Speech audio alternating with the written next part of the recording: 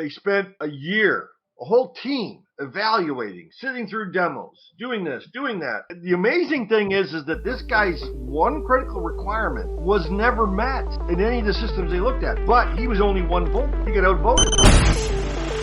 Growing a business requires a holistic approach that extends beyond sales and marketing. This approach needs alignment among people, processes, and technologies.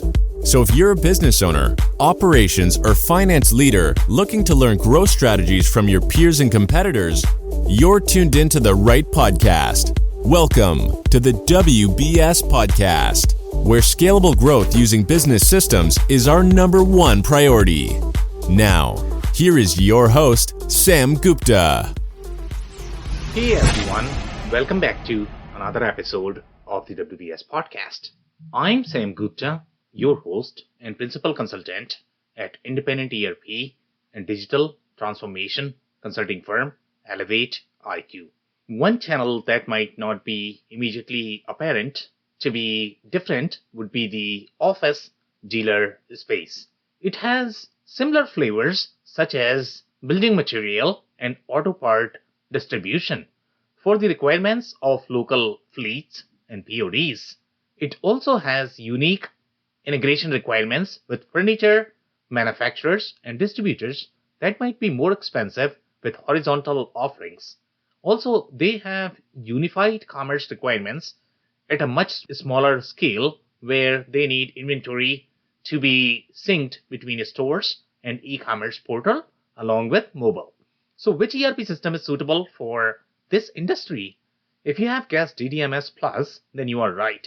In today's episode, we invited a panel of industry experts for a live discussion on LinkedIn to conduct an independent review of ECI DDMSPLUS capabilities.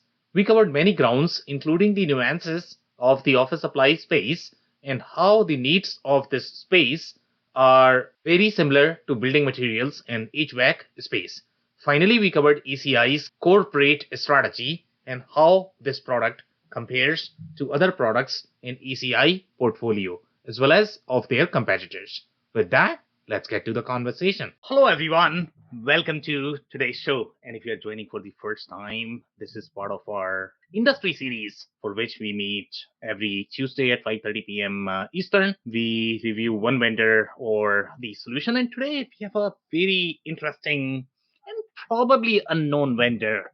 Unless you come from this industry. This is a very unique niche industry, and this is definitely a very unique solution as well. So we are going to have a lot of fun discussing that. Before we do that, we are going to start with everybody's intros. I am going to start with my intro. If you don't know me, Sam Gupta, principal at Elevate IQ. Elevate IQ is the independent ERP and digital transformation consulting firm. On that note, I am going to move to Dave for his intro. Yeah, thanks, Sam. Hi, everybody. My name is Dave Chrysler, and I own an operations consulting business, working with leaders in manufacturing and distribution, helping them to systemize their business and drive operational efficiency, and come to you with more than 20 years of experience in operations, and excited to be here with y'all. Excited to review this solution today. Thanks for having me, Sam. Thank you so much for being here, Dave. Always appreciate you. Andy, can I ask you to introduce yourself next? Thank you so much, Sam, for inviting me, and it's great to see you, Dave. Happy New Year. I've been involved in ERP software specifically for SMB type manufacturers all my life. I started in 1981, which is a long time ago, and I've worked all over North America. I lived in the U.S. for 11 years, although I'm born and raised in outside of Vancouver in British Columbia. And I also teach people how to uncover the truth about ERP systems. I should have invited you to attend last week, Sam. Dave was actually signed up, but he didn't get a chance. But I need to sign up for that. Well, you would have got a good laugh, if nothing else. I always tell people you might pull a nugget or two out to help you uncover the truth about ERP systems before you buy, but I'll guarantee I'll make you laugh. So thank you, Sam. Positive about that as well. Thank you so much, Andy, for being here. And if you're in the audience and joining for the first time, make sure you guys post your questions and comments. We typically try to cover them during the show. And if you run out of time, then we'll make sure that you receive your answers. On that note, I am going to provide quick background about ECI as well as this solution, and then I would like to hear from you guys if you have any experience either in the industry or the similar patches. So ECI DDMS Plus is a very unique solution, and there is a very loyal following of this solution.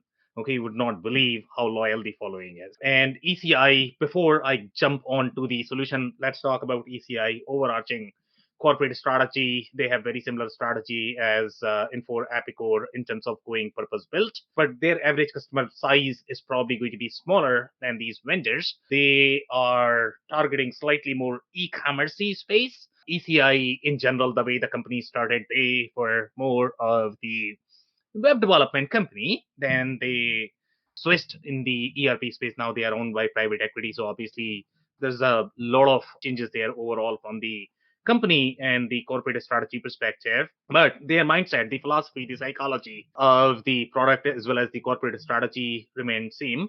So they like to target any of the verticals that are going to be e-commerce heavy. They are going to be primarily in that QuickBooks segment where they are trying to provide far more value as part of the integrated solution. And sometimes you are going to be amazed by the amount of functionality that they can provide in the package. Obviously, they are sort of not going to be cheap in terms of the kind of workload that they can pull off, but overall, their functionality is going to be broad. For example, things such as your unified commerce experience. Just because it's one system, it's just easier to provide, but these customers are probably going to get all of those experiences. They are probably going to get a lot of TMS centric functionality as part of this package as well, which is going to be prohibitively expensive if you are going to be using a best of breed TMS, best of breed ERP, and then trying to integrate. Even you'll be lucky if it might work overall from the seamless integration perspective.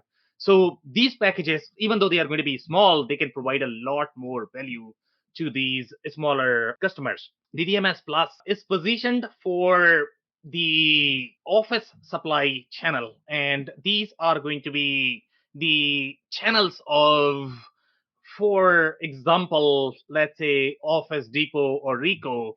So these OEMs are going to be very technical shop, and I don't know if technical is the right term to define. And the reason why I am calling them as technical is because obviously they started as more of the sort of the managed service providers, the way IT businesses work.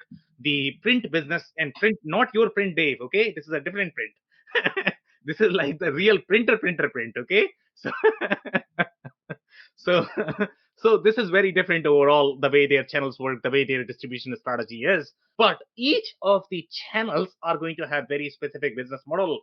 And I think I have been big proponent from the beginning that, ERPs are designed based on the associations. They are aligned to your channels.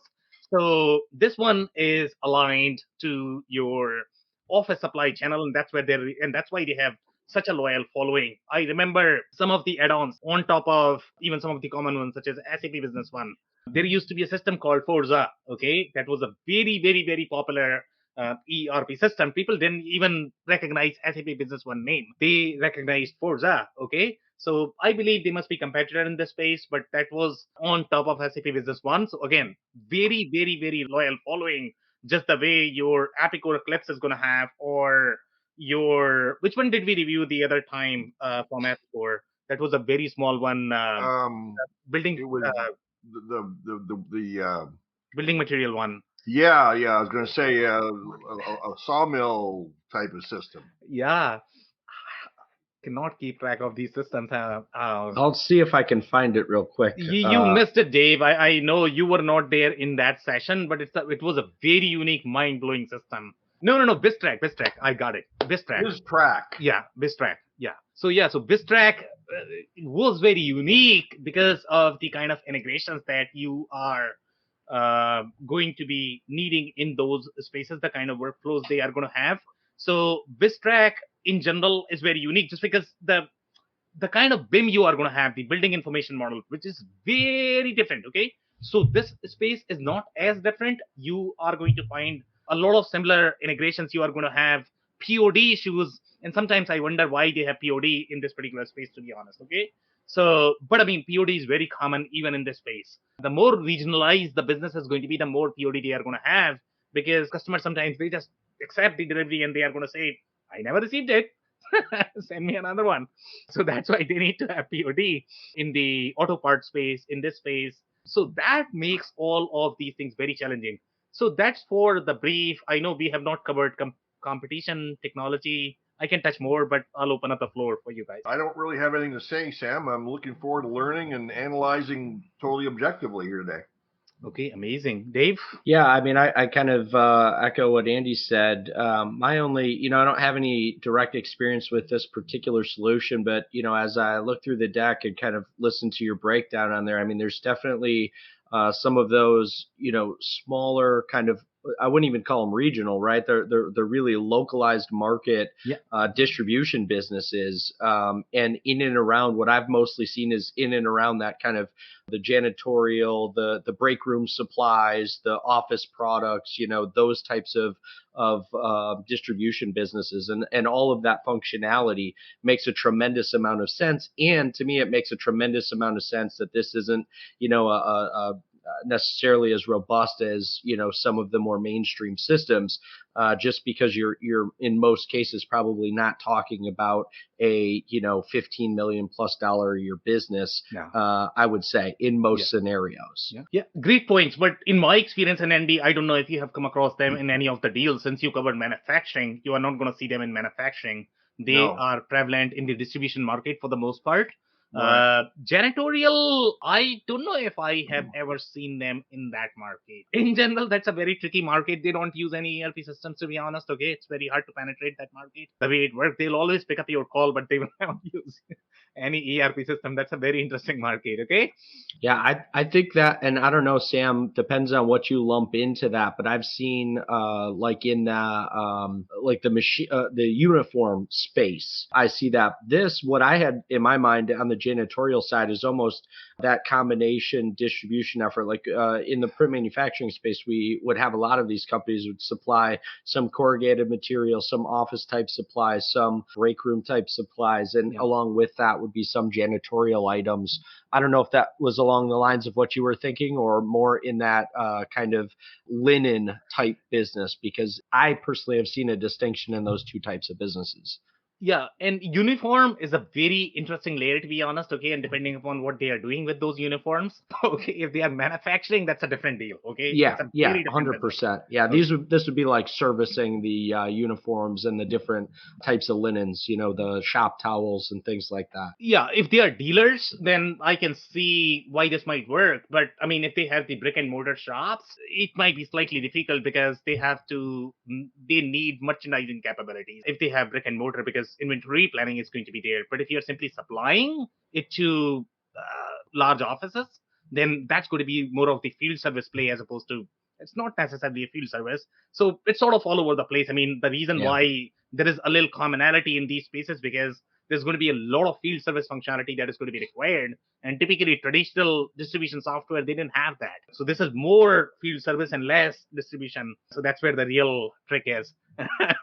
Yeah, that makes sense. But not as complex transactions from the field service perspective. The field service is going to be very common. I mean, you don't have field service as complex as your construction, where you need to do time entry, material entry, etc. It's going to be slightly easier. Any other comments, guys? No? Okay, so let's do some slides here. So here they are saying compete online with big box retailers. Okay, and this is very commoditized space. So obviously the big box retailers, what they are doing is they are doing their DTC strategy. Okay, they are going to be competing with the local distributors. Now, local distributors need to have the e-commerce presence, or they are out of the market because why would they work with them, right? So they typically work with them because of their relationship, because of local presence. But in the commoditized market, it's always going to be challenging. So some OEMs, what they are trying to do is they are trying to provide the web infrastructure for their channel, for their distributors. So in this particular patch, that might not be true just yet. They might pick up that later on. So for example, let's say if you look at the auto parts space, they have started all of my distributors, franchises, they are supposed to be using the platform that I provide. So you don't necessarily need an ERP system because your OEM is already providing you. But now that sort of creates the lock because you are not an independent business. You are getting everything from your OEM. So what do you do for your business? And when you are going to be working with multiple vendors, then also there is going to be a challenge because you need your own identity. And this is very similar to, for example, let's say if you look at ERP resellers, the way their business model is, they are very tied to this one particular vendor and everything they are going to do, whatever their OEMs are going to say.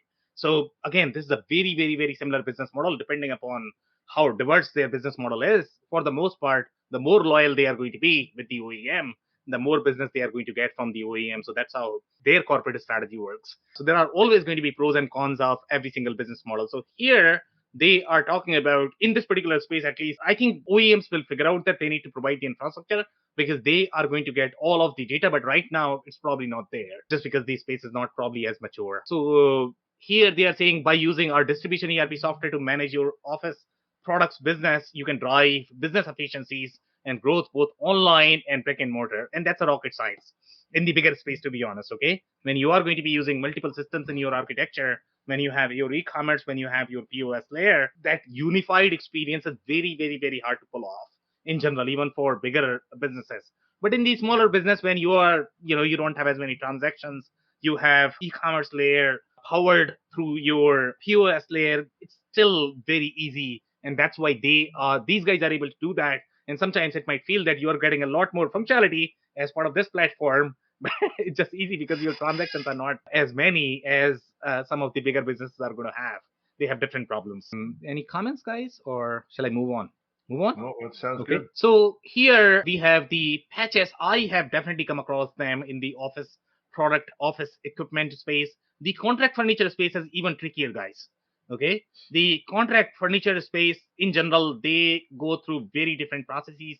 They are going to have similar CAD modeling, the way the exchange between your manufacturer and distributor is going to work. They have a little process for catalog exchange. So that's a very, very unique space as well. And typically you are going to require a lot more integration. And that's why I like to compare this space with your building material because you have very tight collaboration between your, but it's not as tight as your automotive. In automotive, you are literally forecasting together. So you literally need to connect your system together. Here, you are collaborating, but the collaboration is light. It's not as strong. Beverage and break room, that's a tricky one. I don't know what beverage is doing there, to be honest. I don't know how they can work on this ERP unless you're literally supplying bottles, Maybe you're thirsty. On a serious side, I guess they are probably replenishing vending machines. That's slightly easier process in my mind. The janitorial sanitation is a very interesting space as well. I think it's because of the field service capabilities. The IT consumables is another one that is very, very common. It's a very similar business model as your Ricos of the world. But now even these business models have become very complex because now they have the managed print offering. Okay, that's a very subscription-based business model. Okay. So I don't think these software is going to be enough when you are either selling or reselling your managed services offering because traditionally it was just a box push that these industries did.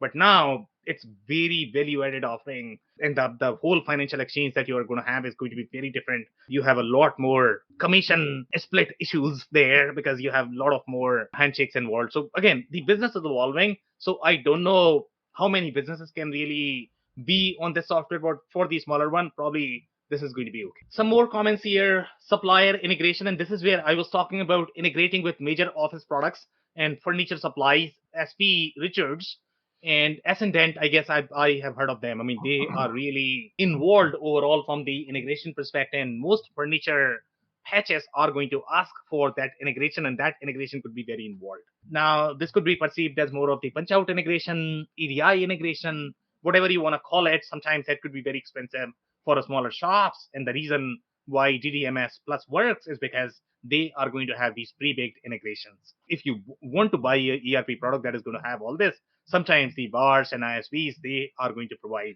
these integrations if they are focusing just on those patches. So that could be the other possibility that you might be able to get if you are not on board with this one. And that's where the SAP Business One Forza product comes in, I guess. Some more comments here. Distributed replenishment process, that's very similar to distribution. Manage multiple locations, very similar to retail. Epicor Profit 21 is probably going to be comparable there. Support multiple vendors, prices, purchase units of measure and item numbers for each product to streamline picking and packing operations. A complete tool set to manage complex furniture projects. Now, this is another challenge. So you have field service, you have the projects, but the projects were there in the building material one as well. This track, we saw a project in the case of your HVAC patch as well in Epicor Eclipse. So it's very interesting because they need a lot in general. And that's why these packages work. Because if you are going to be on QuickBooks, what are you going to do? 15,000 add-ons if you want to run your business. And this can provide a lot more. So here, through operational visibility, supply chain integration, detailed profitability management, everybody's going to have those buzzwords, to be honest. They don't mean a ton, but for a smaller business, you can get a lot. Broad functionality for managing contract billing. Can you believe this? Contract billing is very complex. And with the managed services offering, it's going to be even more complex in general. So we are talking about scenarios of Zora of the world, okay? It gets very involved in terms of ASC 606 compliance. Smaller businesses, I don't know how good they are going to be with ASC 606, but for the most part, if you are decent sized business, then if you are being audited, then you have to comply and you have to account for your revenue appropriately. So again, I don't know how much they can do, but they seem to have something there. Anything else? No, I think I'm good. Any comments? Well, it's interesting they include it, and they emphasize this a couple times about project management capabilities. It doesn't seem, you wouldn't normally think about project management in line with selling to big box retailers, but it's interesting. So this one is for contract furniture, and that's why I had mentioned that the furniture space is slightly different than your office supplies space. In the office supply space, I don't think you are going to have a project unless you are taking smaller jobs of, let's say, doing a little, I don't know, in the office area, you might be doing a little project there. If you're doing, but for the most part, in the office supply space, you're not going to see those things. No. Let's say if you're building a little conference room, not the real construction, but just assembly. That could be a possibility. But contract furniture space is very different, okay? There you are building custom furniture because for office, there's going to be a designer, interior designer, who's going to come up with something, and then you have to design. It's not just a piece of furniture, it's a whole system of furniture. Oh, yeah. Gotcha. Okay. Oh, yeah. Offices, in general, people spend a lot of money. If it is going to be a physical location, they might not spend as much money on ERP. They don't have any money left over. Exactly. But for office, it's definitely, they spend a lot. Okay, so here are some more comments. E-commerce site into a super salesperson with e-commerce web design. So you are going to see a lot more e-commerce in their descriptions. The reason for that is because they are really into that, okay? So they started as more of the e-commerce company. ECI's portfolio, if you look at most of the products, they are very e-commerce focused. The kind of patches they like to target, they have to have the e-commerce flavor. Otherwise, ECI is probably not interested in those opportunities. So they really like to go after that. The jump track proof of delivery, okay? So most likely when you read jump track proof of delivery, meaning there must be a guy who created jump track product and they ended up acquiring. That's why it's called jump track proof of delivery. And by the way, it has track from this track, okay? So obviously there is some commonality there. Maybe the same guy created. Because there is a lot common in the BizTrack space and this space. So proof of delivery, again, I think this is more of a trust issue, process issue, but this is how the industry operated. And they have to get that. Otherwise, it's a huge issue. And what is the name of the process? And you guys can remind me. I think this is called dispatch to receive. That's a very TMS-centric process. So once you dispatch, typically most ERP systems, they are like, okay, I'm done. Go on, TMS, you do your job.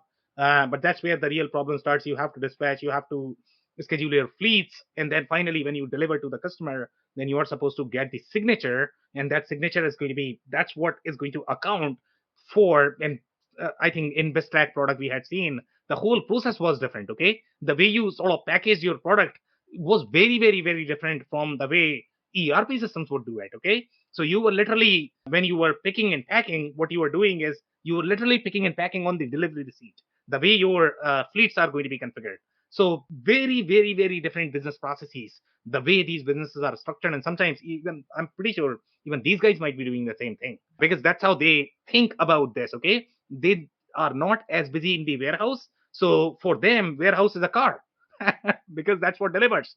Okay. So they are going to be packing on the car and they are going to be delivering, because you need to keep track of where you need to do the route planning. So they Or are a far van or a busier. truck or something like that. Exactly. They don't care for, how the warehouse processes work, because they don't have as much efficiency. They might have a very small warehouse and they might pick, whatever. But then in your carrier or in your truck, you are spending on fuel. So you still have to do route planning. So that's why they are extremely particular about how this is going to be packaged. But very interesting business in general. What else do we have here? Product details from any mobile device, including tablets and smartphones. And again, that's a very unified commerce experience. Okay. You might not be able to get that even if you are going to be spending, let's say, $10 million on the infrastructure. But I mean, at this level, things are still okay when you are operating on one system. The problems start when you are going to have multiple systems in your architecture. If you are going to use just one, and this is where these guys are really good, to be honest. That's what they are trying to do. They are trying to help small and medium-sized businesses in providing just one system, okay, for everything, end to end. So you can get a lot more. The moment you are going to have the best of breed, you are not going to get as much value from these guys. Then you have the punch out integration. Can you believe this? And punch out, obviously, you are probably going to hear these things in the enterprise space. But the reason why they have to have this is because their OEMs might be mandating that, you know what, if you cannot integrate with punch out, I'm not going to work with you. So if you want to win those larger accounts, you have to have punch out integration. So that's why they are saying ideal for winning larger accounts. Punch out integrations give your customers control over their purchasing activities on your site. So that's where that collaboration comes. It's not going to be as deep collaboration where you are doing forecasting the way you would do in automotive space, because there, because of your delivery, their production is going to be stopped in the automotive. Okay. So they are far serious in terms of who they want to work with. Here, that's okay. If you don't supply toilet tissue one day, not a big deal. You can go somewhere else, I guess, and buy them. Any comments, guys? No? Okay, to your customers' procurement system allows them to manage their purchasing and invoicing processes within their internal business software. Now, if you look at the payment processing, and this is going to be a concern for a lot of companies, because you are going to be limited with the options that you are going to get typically with these vendors, because again, they are providing you the fully packaged experience from everything from payment. So you cannot pick and choose. It's going to be okay, you take this or leave it. Okay, so let's say if you are very particular about which credit card you are going to be using or which payment processor are you going to be using, that's where the problem starts. Okay, so you are not going to have a ton of options if you use everything from ECI, Epicor, N4. That's where these vendors are really, really good. That's where you are going to get a lot of value, especially if you are small, you cannot afford to integrate. But most businesses, they are probably going to overcomplicate their architecture. It could be because of political struggle, whatever the reasons may be, but they are probably going to be using 3 or 4 systems, and that's where the real problems are. But here, the payment that you have to, it's very reasonable. $300 a month is what, like $3,000 a year? Well, that's saving $300 a month, so $3,600 a year, or $600 a year. It's like it's interesting they're advertising that small amount, because you would think that'd be insignificant. But these dealers are very small, Andy, in general. So you are looking at 5 million and below, or probably 3 million and below. Mm-hmm. So for them, that's probably a significant money. Yeah, okay. Okay, now let's look at the screen. Okay, the pitch always sounds fancy, right? It's like a dream. Now, that's what I tell people. The pitch is always beautiful. Once you look at the screen, okay, what's going on here? Okay, and it was very, very, very hard to find these screenshots, to be honest. You don't have any sort of demos because it's a recent acquisition, if I remember correctly. Okay, so obviously it's a very simple, lean product. It can do a lot, but very lean capabilities from the ERP perspective. So as you can see, like, these screens are not as busy. Now, obviously, they are going to sell it as very simple to use, very easy to use. Yeah, it looks like it's rather old, doesn't it? Yeah, I mean, technology is not going to be, I don't think they are investing in technology. Yeah, I don't think they are going to have as large customer base. So I don't know how many systems can they really afford to maintain, innovate, and implement in the cloud native technology. What's interesting about that, though, Sam, is even back to excuse me, one of your first slides. They still do talk about our cloud-based solution built for office product dealers like you. Right down there at the bottom. So even with software, created in the 80s, it seems they're still capturing the cloud-based solution. Everybody's cloud, Dave. Okay, so in this particular case as well, they might be cloud, to be honest. Okay, the way in most cases, at least, these products are probably going to be just hosted cloud, meaning they are hosting it in their data center. So that's the only difference. Sometimes you might require VPN, sometimes you might not.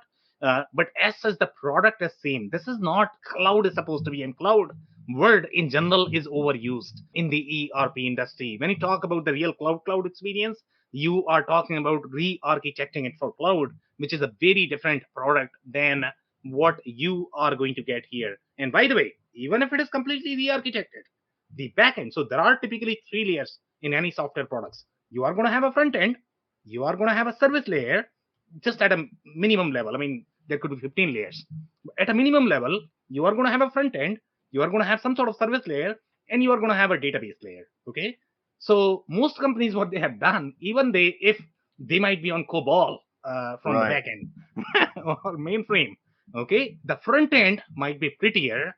So the companies or the customers, the only thing they are going to see is those pretty screens.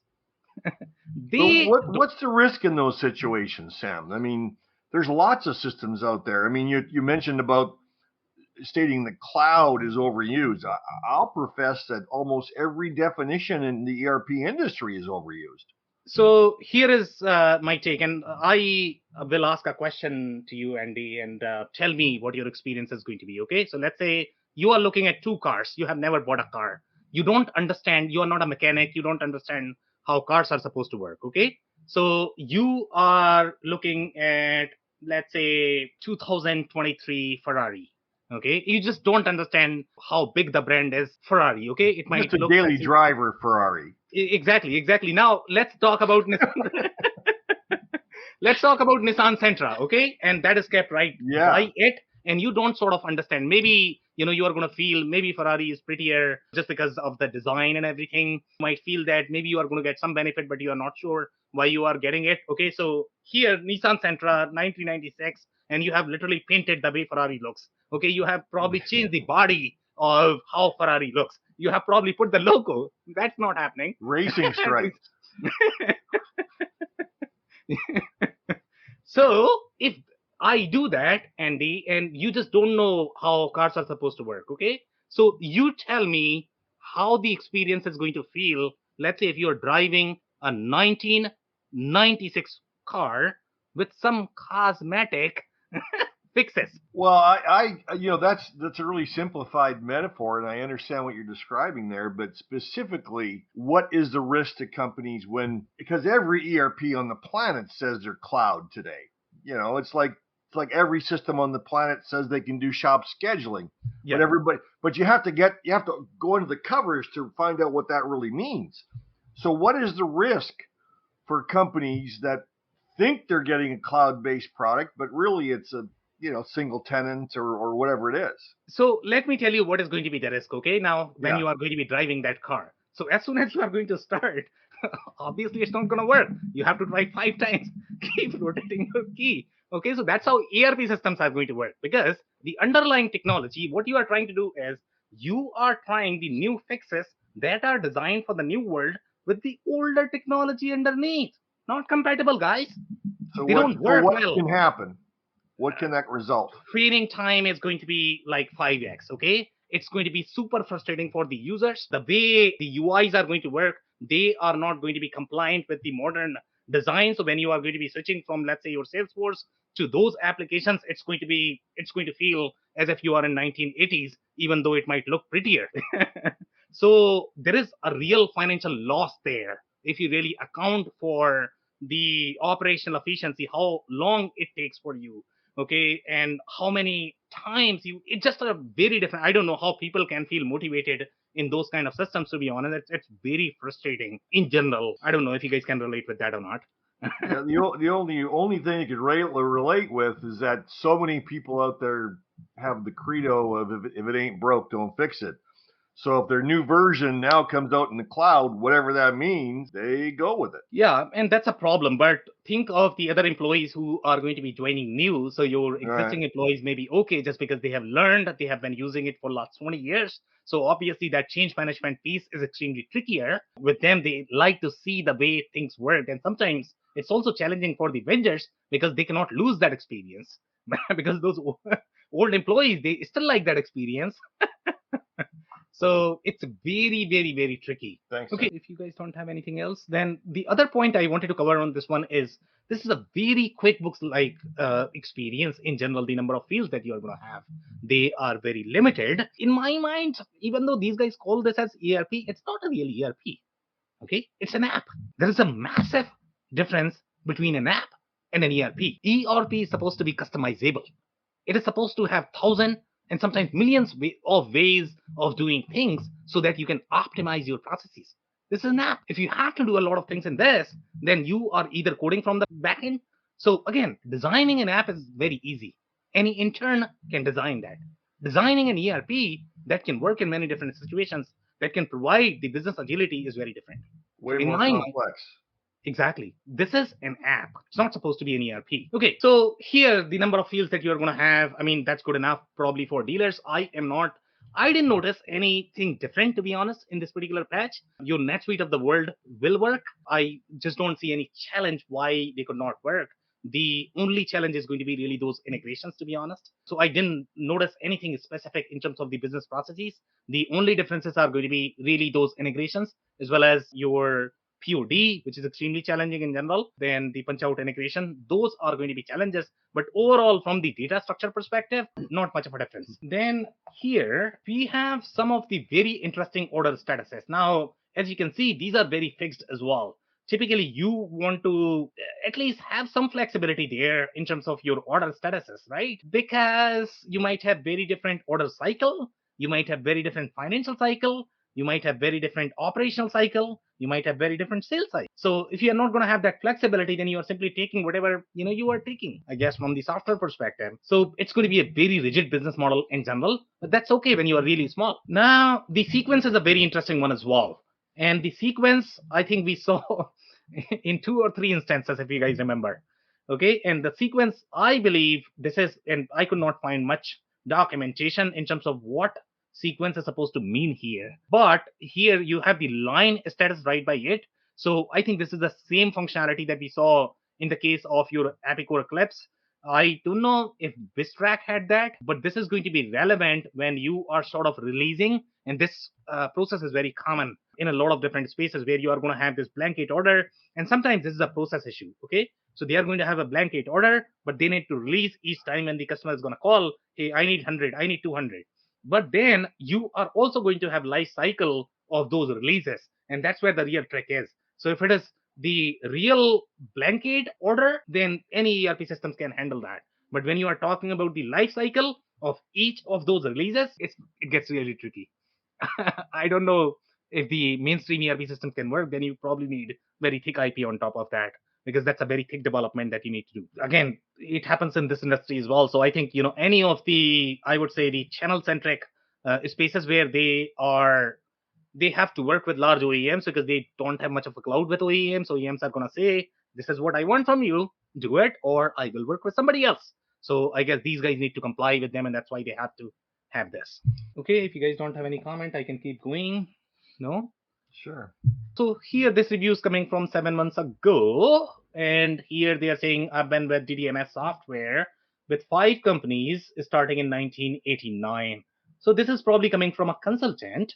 And by the way, this consultant is in retail industry, 11 to 50 employees. And that's probably the right patch. Retail, they are saying, but retail in the office supply space. I currently work with 3 dealers in 3 different states to make sure, by the way, this is not going to be a pure play retail because you are not going to have all of those merchandising issues here. You might be doing open to buy inventory planning, but that's probably the extent of it. I currently work with 3 dealers in 3 different states to make sure that DDMS works for the way they do business.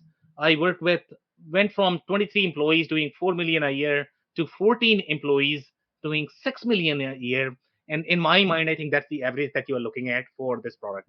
When you are in that patch, that's where you are going to get most value. But once you are going to be at roughly 10ish, then you probably will outgrow this. Now they are complaining about DDMS Plus. The access to the data has become more complicated. So they are definitely doing a little bit of cloud version. That's why they are DDMS Plus, I think, is meant to be more of cloud hosted in ECI's data center. So they are not providing access to data. Before that, they had access to data. So they were comfortable with it. But now they don't have that. So they are complaining about that. So they have a little play. I mean, they are probably utilizing all the things that are going to be in their favor from the cloud perspective. The more control you are going to have on data, the easier it is going to be for you to retain the customers. So OEMs are really smart in doing that, but obviously you are going to lose a lot of control. So that's probably a con there for you. This is coming from 5 months ago, and here we have another con. We have DDMS Plus is just way slower than your legacy DDMS, and you have no idea how slow this is going to be. And by the way, this is still 11 to 50 employees, which is probably a very small operation in general. And once it gets to, let's say, 100 employees, 200 employees, it's probably going to explode because it's not really designed for that kind of workload. Well, this guy's specifically targeting the performance on the new version, so that might be implying the new version is the cloud version. Exactly. Yeah. So that's definitely a case, and they are not happy about cloud because, I mean, these guys are going through this migration right now. Okay. The other vendors have gone through the same journey probably in 2015, 2016. That's when, I think Info Epicure started in general. Yeah, you're right. Yeah. So these guys are just 6 years behind. Yeah. Well, I've always found it when you're taking the legacy system and migrating it to the cloud, the performance is the first thing you notice. Yeah. Could not agree more. Some more comments here. 2020. DDMS legacy SQL based big brother. Okay, so seems like it is SQL based, which is fascinating. And here we are talking about director of information technology, mid market, 51,000 employees. Okay, now depending upon their transaction volume, I'm fascinated that they are able to use this. But everybody thinks ERP differently depending upon how they are going to be using it. Sometimes they are only using for financial reporting. You can probably do a lot of, even the enterprise companies can run on DDMS, and they are not going to have a lot of problems. But when you get into that operations planning MRP workload, that's where the real play is overall from the performance perspective. So here we don't know the scope of ERP in their implementation. So it's very hard to guess whether they are going to have problems or not. But here, one thing that these guys are on SQL, which is fascinating for a product as small as this one. They are on SQL based. I appreciate that in general. And ECI, I think, has made that change that everybody needs to be on SQL because of that data integrity that they would be needing. Otherwise, it's probably not an ERP, to be honest. Well, look at the size of this company, though. It's probably a pretty good size. That's what I'm saying. So depending upon how they are using and depending upon the depth of the transaction, how many transactions they have, because sometimes businesses could be all over the place, right? So it's very hard to compare that, okay, whatever worked for this guy, would it work for me? Probably not. Depending upon your transactions, depending upon how you are using it. I love that it's SQL based, whereas they had before was DBF based. And DBF is not the first time that we are seeing. I think we have seen this in case of, and you guys need to remind me, I believe Syspro was on DBF. No, I don't think so. DBF, no? What does that stand for? Do you know? That's the file-based database. What is it? That's the file-based database from mainframe world. Yeah, Syspro was on COBOL previously and CISAM files, but DBF, I've never heard that one. Some file-based database, I guess. In my mind, I just like to compare them in the generalized manner. So here, as long as that is going to be file-based, so DBF, and that was file-based. They moved to SQL-based. Yeah. So sometimes the vendor could be different, the technology could be different, but the underlying principles are going to be similar in your file-based data structure versus your SQL-based data structure. I like the new Opus toolbox that puts Opus-related things right in one area, and I think that is the admin control that they are talking about. What is it? The Edmonton which? This is the admin control. Oh, admin control. Okay. Yeah. So they provided some sort of admin control that they have far more control in general. So it is a very similar concept as the way other cloud vendor has sort of provided the database access. You can create new fields, you can update your fields right within the application. If you go to Info or Epicor, they are either going to provide you a admin portal or the access is going to be available right inside the app, right? So here they have provided that, so that's why they are happy. But as such, the only thing you can do is you can really update your fields, create new fields, access those, but you are not going to have real IT capabilities to be able to do the scenarios that you were able to do, let's say in the IT days when you had a lot more control, where you can literally take the backup, spin off new instance, create new test instance. That's all not possible in the world of cloud. The next sentence is kind of interesting. I like that it's all Exactly. web-based via RDP connection. Isn't that kind of an oxymoron? Exactly. Yeah. Exactly. And that's what I'm saying, guys. I mean, sometimes they are, no, it's pure cloud. RDP Yeah. connection. RDP is We, supposed to be yeah, look, cloud. we use an RDP. We have a VPN tunnel. Look, we use cloud. Yeah. VPN on cloud. Yeah. Oh my goodness. And this is the director of IT that wrote this too. Yeah. Yeah. Director of IT. No excuse. Exactly. So what do they dislike? They still have things in graphical DDMS that just kicks you to text-based DDMS. Can you believe this? Okay, so one time you are seeing a screen, all of a sudden you are going to get a blue screen. Not one that you like. Right, because the whole code is not migrated, and that's why this would happen. So the underlying technology is still very mainframe based, the way, and that's how sometimes they might have complete control on the UI layer so that customers never see that. But in the backend, you still have the same thing, same old. Okay, it's very dirty underneath, and when you are going to have the dirty laundry underneath, you're never going to feel comfortable in your new clothes. What a great analogy. Yeah. I can see Dave's eyes doing this. Oh my goodness. But it's really frustrating, guys. The people who really understand this, who can see things, see things through, for them, it's really uncomfortable, I'm telling you. So here, can't expect them to know a lot. PCI compliance legacy does not support credit card tokens, so you have to store your customer credit card data within DDMS. Can you believe this? Interesting. Okay, so now they have figured out the PCI compliance before nobody really cared, because these businesses were really small. Who cares? Now it's up to you whether you want to transact with these businesses or not. Yeah. Because they are keeping your credit card information in database. Yeah, sounds not very secure. Andy, I'm not too sure about that. I just don't want to transact with them. Okay, there you go.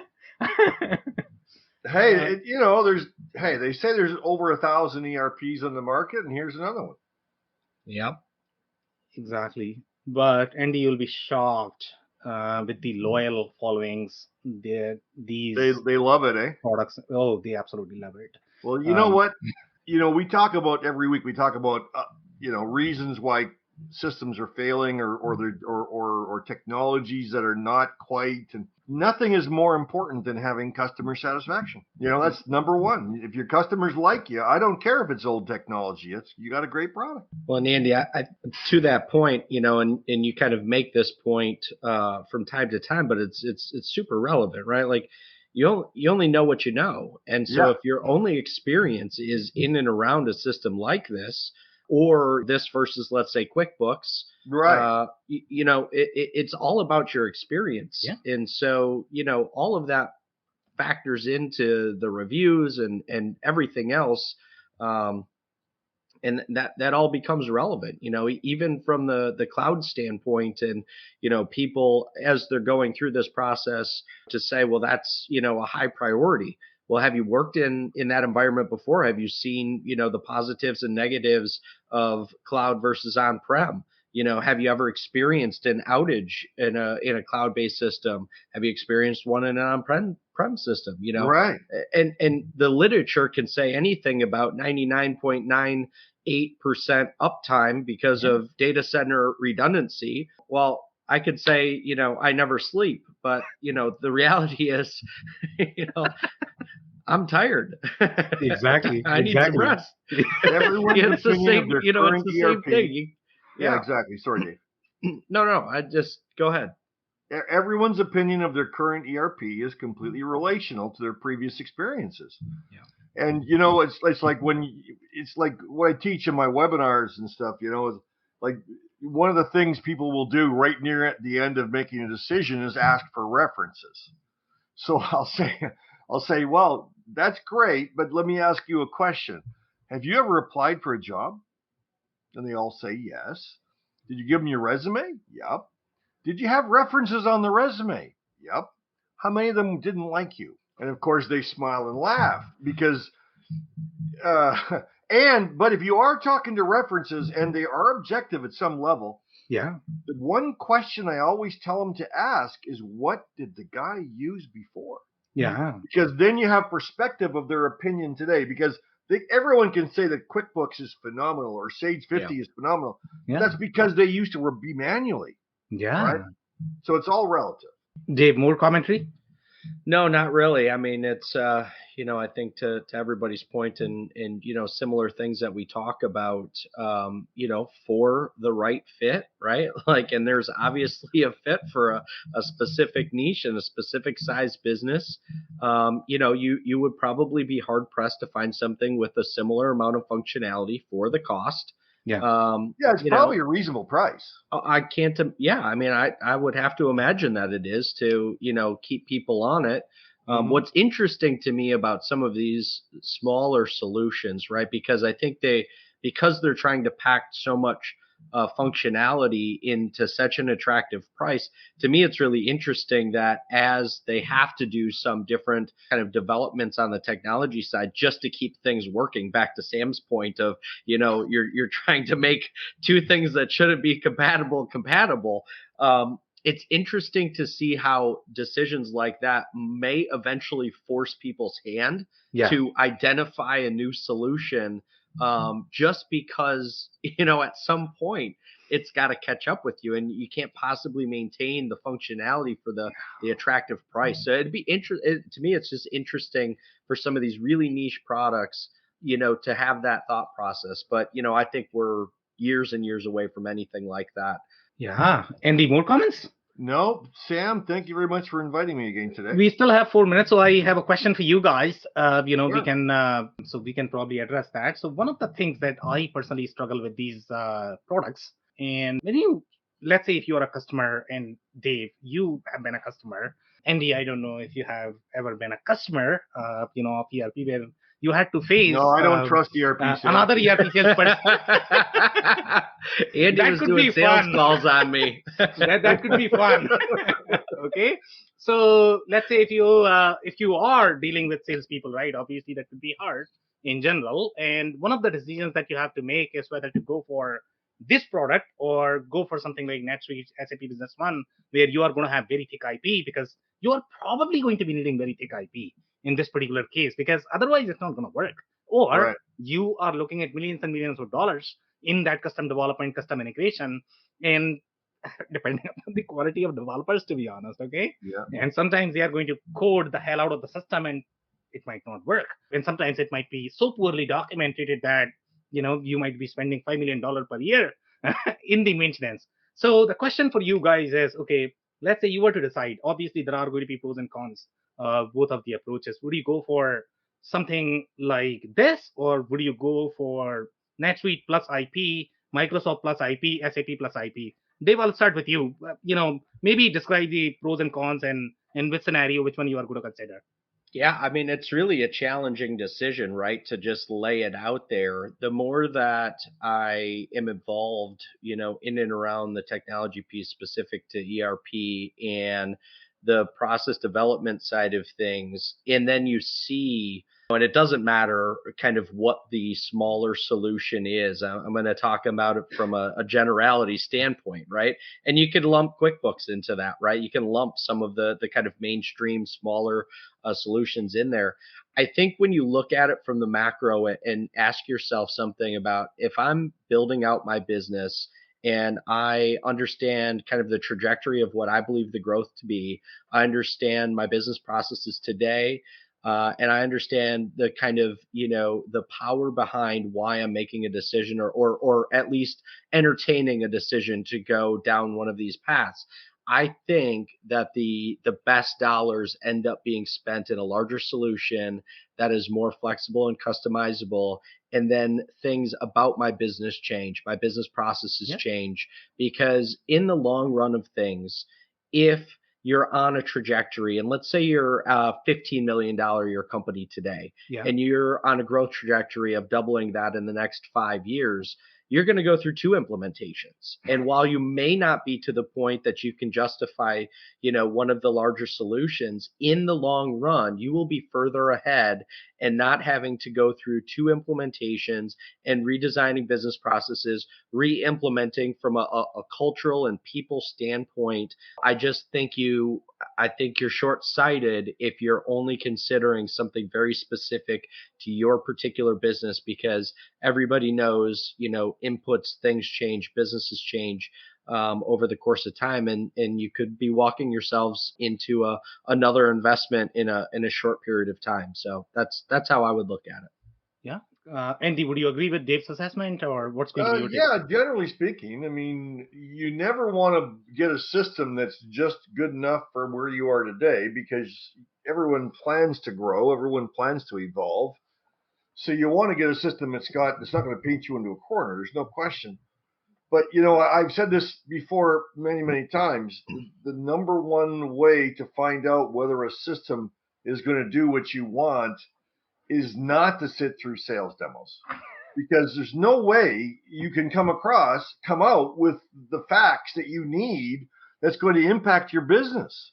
What you want to do is ask every vendor, every ERP product you're talking to, for a list of customers that are similar, that are using critical requirements that you need, that are a similar size, maybe similar IT staff. You don't want to be talking to a reference that's got an IT team of 30 people when you don't have anybody at all. You want to talk to people that are representative, that'll have a similar experience that you're going to have. And then this is the trick. Find out what they don't like, not what they like. Yep. Because you have to live with it.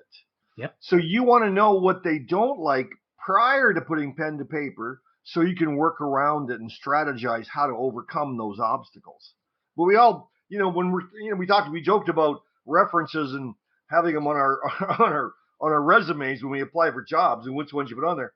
Well, when a company calls a reference, usually it's been delegated down to someone who doesn't want to do it anyways. And they call and they say, "Hey, do you like it?" "Yep." "Okay, thank you. Goodbye." And it doesn't mean anything. Find out what trying to get off the phone. Every system they don't like. Every system has things that are cons. Find out what the cons are. Yeah, I mean, I would just add one thing to that point, Andy. I mean, how many instances and implementations have you been a part of where people say, boy, if I would have known this going in, I would have changed, I would have changed X, Y, 100%. Z about it. Yeah. 100%. So, there's a lot of power in what you just said in terms of finding out what you've got to live with from a functionality standpoint. One of the persons that was on my webinar last week, one of the audience participants, mentioned that they had been with a previous company, and I can't remember what type of company it was. I think it might have been a manufacturer. I'm not sure. But they spent a year, a whole team, evaluating, sitting through demos, doing this, doing that. And it was, the amazing thing is that this guy's one critical requirement was never met in any of the systems they looked at. But he was only one vote. He got outvoted. But anyways, they go through all these demos and all that kind of stuff. And now they bought one of the Dynamics products. And he left the company when they were 9 months into the implementation. And it was still probably a few more years of that. And it was nothing like they thought during the demo, right? What a waste of time. Amazing, guys. I agree with you both. And we were 4 minutes short, and now we are 4 minutes over. And now That's we're probably the 4 reality of minutes ERP late. There we go. implementation. We always make up for it, Steve. We can never be on time. You didn't receive my change order, Sam. Exactly. On that note, thank you everybody for tuning in. That's it for today. And if you joined for the first time, this was part of our industry series for which we meet every Tuesday at 5:30 p.m. Eastern. So make sure you are going to be here next week. We are going to come back with another solution or the vendor. On that note, thanks everyone for tuning in tonight. Have a great rest of your day, everyone. Thanks, Sam. Thanks, Andy. Thanks, Sam. Thanks, David. Thanks, guys. I cannot thank our guests enough for coming on the show, for sharing their knowledge and journey. I always pick up learnings from our guests, and hopefully you learned something new today. If you want to learn more about Dave Chrysler, head over to thechrysler.club. CHRYSLER.CLUB. If you want to learn more about Andy Pratico, head over to essoft.com. It's ESSOFT.com. Links and more information will also be available in the show notes. If anything in this podcast resonated with you and your business, you might want to check other related episodes, including the interview with Christine Von Pender, who discusses the procurement process for food packaging equipment. Also, the interview with Rob Rastovich, who shares his insights into how Industry 4.0 technologies can drive customer experience. Also, don't forget to subscribe and spread the word among folks with similar backgrounds.